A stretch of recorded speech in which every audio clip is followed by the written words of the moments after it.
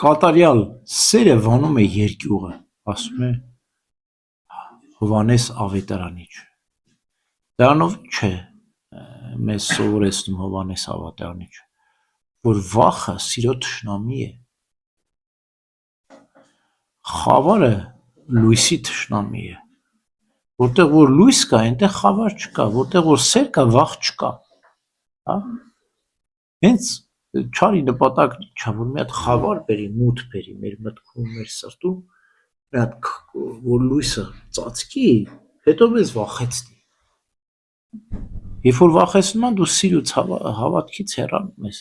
թուլանում ես, տկարանում ես, մոռանում ես, որ Աստված լույսից հազարապատիկ լուսավոր է։ Արիգակի լույսն ինչա, ոչինչը Աստվածային լույսի համեմատությամբ։ Երբ որ Քրիստոս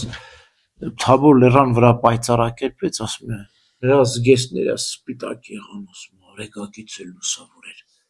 Այդ ինչ էր ուզում Քրիստոս ցույց տալ, որ Աստվածային լույսը երբ որ կա, մեր մեջ խավար չկա։ Այ մենք սա միշտ պետք է հիշենք, բայց ոչ միշտ ենք հիշում։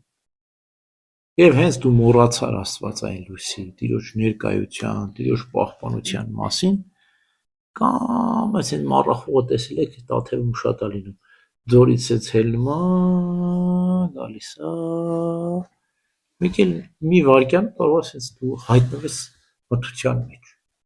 հա, դանդաղ կամաց, ճիշտ այդպես է, մեր մտքի մեջ սկզբում խավարը մտքից, խորհուրդների պայքար, հիշողություններ, դե չարը մեր բոլոր թույլ կողմերը գիտի որտեղ խփի, ինչպես անի, մի հատ թուլացնում է, ինչ որ մի տեղ գիտի, քրիստոնյանի խղճի վրա է խփում, կեղծ խղճահարության մեջ է գցում, վայ չկա,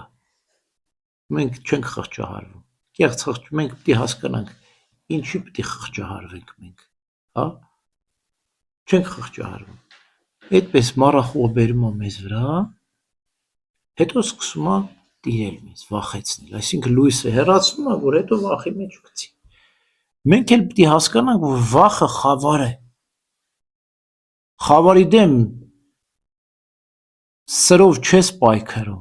խավարի դեմ լույսով պետք է պայքարես, լույսը վառ է, խավարը կփարատվի, այսինքն դու թող այդ մտորումները, այդ ներշնչանքները, այդ հիշողությունները թող քո հին մարդուն ուրացիր, նոր մարդ որ ծնվի, Քրիստոսին ապավենի, հետո մարդ Օսարաքյալն ասում է ուրախ եղեք, ես ասում եմ միշտ ուրախ եղեք, գիտեք, մարդկան ամենածանր մեղքը գործելուց հետո, երբ որ Աստծո մխիթարությունը ստանում է, պետք է ուրախանա, անգամ ամենածանր մեղավորն էր, երբ որ մեղքերի թողությունը արժանում, պետք է ուրախանա, որտեղ մարդու հոգին շատ նուրբ է, չի կարող երկար տխուր մնալ։ Տեսել եք ծնողները, որ իրենց զավակներին կորցնում են, այնքան են տխրում, արդեն զգում ես, որ իրենց հոգին, ոնց ասեմ, չի դիմանում իրանք, բայց իրանք իրենց համոզում են, ասում են, չէ, մենք չենք կարող տխուր չլինենք, մենք պետք է տխուր լինենք։ Չի դիմանում մարդու հոգին, երկար տխրության չի դիմանում։ Հասկանում եք։ Շատ եւ այդ տխրությունը աստվածային տխրություն չի, աստվածային տխրությունը անցնում է, վերածվում է ուրախության։ Իսկ մարմնավոր տխրությունը դառնում է մահվան։ Չի կարելի աշխարհիկ տխրություն ունեցեք ձեր մեջ, պետք չի ձեզ։ Դա Սուրբ Հոգին չի ներշնչում ձեզ։ Սուրբ Հոգու տխրությունը ուրիշ բան է։ Սուրբ Հոգու տխրությունը մեղքի զղջումն է, ապաշխարությունն է, սա ուրիշ բան է։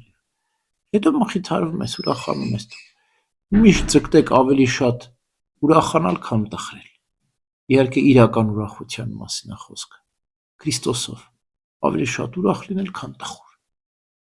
Եվ եթե տխուր պտնեք, թող Սուրբ Հոգով լինի ձեր տխրությունը, որ վերածվի ուրախության։ Ամեն։